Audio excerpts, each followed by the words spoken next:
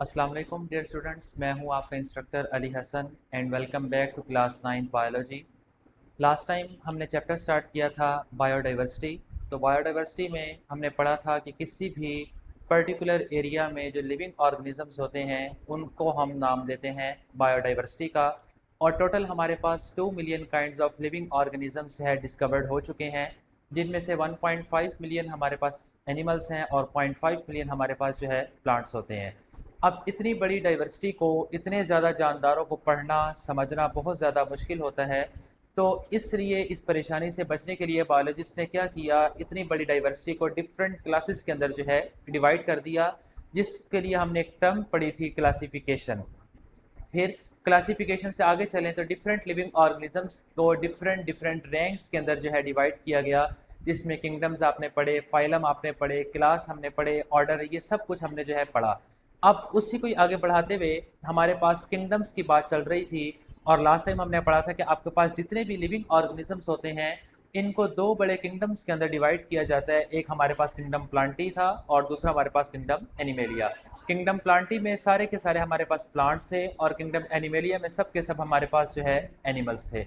अब ये काफ़ी टाइम तक तो दो किंगडम चलते रहे, लेकिन एक प्रॉब्लम इसमें एक लिविंग ऑर्गेनिज्म की वजह से आया जिसका नाम था यूग्लिना। क्योंकि यूग्लिना में हमारे पास ऐसे लिविंग और यूग्लिना हमारे पास एक ऐसा जानदार था जिसमें आपके पास प्लांट्स वाला करेक्टर भी था और जिसमें हमारे पास जो है वो एनिमल वाला करेक्टर भी था। प्लांट वाले करेक्टर की बात करें तो इसमें क्लोरोफिल मौजूद था। एनिमल वाले करेक्टर की बात करें तो इसमें सेल वॉल जो है मौजूद नहीं था। तो इस बिहाफ पे थर्ड किंगडम जो है बनाया गया जिसका नाम था थ्री किंगडम क्लासिफिकेशन सिस्टम। अब थ्री किंगडम की बात करें, इसको प्रपोज करने वाले 1886 में अर्नस्ट हैकल बायोलॉजिस्ट था, जिसने थर्ड किंगडम को इंट्रोड्यूस करवाया जिसका नाम था किंगडम प्रोटिस्टा। इस किंगडम प्रोटिस्टा के अंदर रखा गया यूग्लिना को। यही वो जानदार था जो टू किंगडम क्लासिफिकेशन सिस्टम की वजह जो है ये बना था, कि इस बिहाफ पे हमने टू किंगडम को रिजेक्ट किया और थर्ड किंगडम की तरफ आए। तो जितने भी हमारे पास प्रोकैरियोट्स थे वो अब तक सारे के सारे किस में आते रहे, किंगडम प्रोटिस्टा के अंदर उनको रखा गया। फिर इस किंगडम के अंदर भी एक प्रॉब्लम आना स्टार्ट हुआ, वो था फंजाई। फंजाई अभी भी किंगडम प्लांटी के अंदर रखा जाता था और कुछ टेक्सोनॉमिस्ट ये समझते थे कि जो फंजाई है इसको किंगडम प्लांटी के अंदर जो है वो नहीं रखा जाना चाहिए। क्यों नहीं रखा जाना चाहिए, दो इसकी रीजन थी। सबसे पहले ये क्या है, हेट्रोट्रोफ है, ये अपनी खुराक को खुद तैयार नहीं कर सकता, बल्कि ये अपनी खुराक को जो है एब्जॉर्ब करके खाता है, जज़ब करके खाता है, फोटोसिंथेसिस नहीं कर पाता। सेकंड नंबर पे इसकी जो सेल वॉल है, सेल वॉल है जो काइटिन से मिलकर बनी होती है। अगर फंजाई प्लांट्स होते तो इनकी जो सेल वॉल है वो सेलुलोज से मिलकर बनी होती, सेलुलोज, सॉरी। तो इनकी जो सेल वॉल है वो सेलुलोज से होती अगर ये प्लांट्स होते, लेकिन ऐसा नहीं हुआ। तो इनकी जो सेल वॉल है वो किससे मिलकर बनी होती है, काइटिन से मिलकर बनी है। तो अगर हम सम अप करें अपनी बात को, तो टू किंगडम क्लासिफिकेशन सिस्टम में जो वजह थी यूग्लिना, उस प्रॉब्लम को सॉल्व आउट करने के लिए हमारे पास थर्ड किंगडम बना किंगडम प्रोटिस्टा। किंगडम प्रोटिस्टा के अंदर प्रॉब्लम आई फंजाई की। इस प्रॉब्लम को सॉल्व करने के लिए, ओवरऑल प्रॉब्लम को सॉल्व करने के लिए हमारे पास जो किंगडम आया उसका नाम था फाइव किंगडम क्लासिफिकेशन सिस्टम। अब फाइव किंगडम क्लासिफिकेशन सिस्टम को 1937 में ई चैटन ने प्रपोज करने से पहले हमारे पास दो टर्म इंट्रोड्यूस करवाई, एक को हम नाम देते हैं प्रोकैरियोटिक और दूसरा हमारे पास होते हैं यूकैरियोटिक। ये एक्चुअली सेल्स की टाइप्स हैं जो हम नेक्स्ट चैप्टर में पढ़ेंगे। मैं फिलहाल बता देता हूँ, प्रोकैरियोटिक हमारे पास ऐसे सेल्स होते हैं जिसमें ट्रू न्यूक्लियस नहीं होता, नो न्यूक्लियस। और जबकि हमारे पास यूकैरियोटिक में आपके पास ट्रू न्यूक्लियस देखने को हमें मिलता है।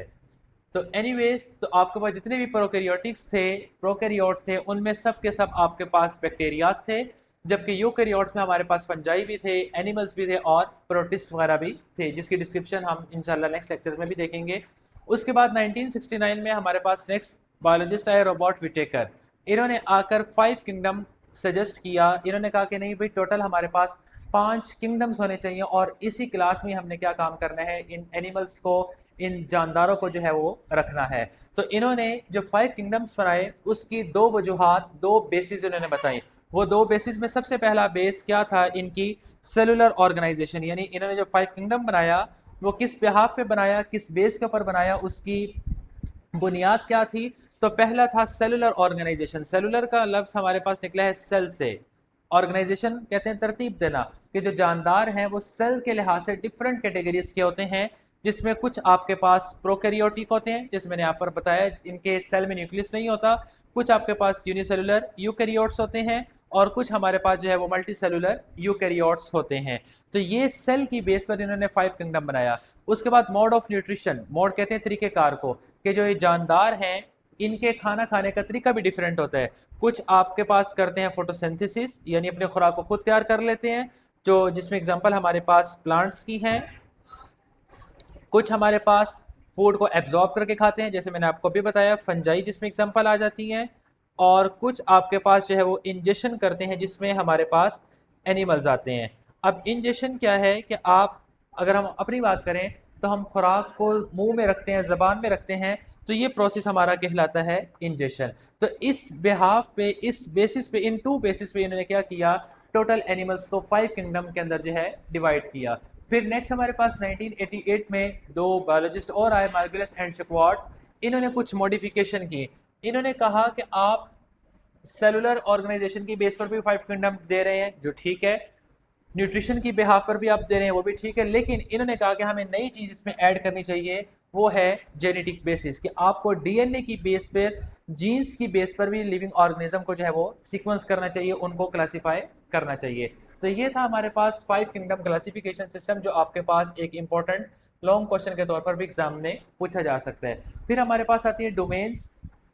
तो इसको इंट्रोड्यूस करवाने वाले कॉर्ल वूज 1977 में इन्होंने एक एडिशन की, वो की टेक्सा की, और टेक्सा में फिर इन्होंने एडिशन करवाई डोमेन की, जो किंगडम से भी ऊपर का होता है लेवल। अब टोटल हमारे पास 3 डोमेन्स हैं। एक आपके पास बैक्टीरिया, नेक्स्ट हमारे पास यूकैरिया, और तीसरी हमारे पास जो है वो आर्किया होती हैं। ये नेक्स्ट लेक्चर में इनको भी हम इंशाल्लाह डिटेल पढ़ेंगे।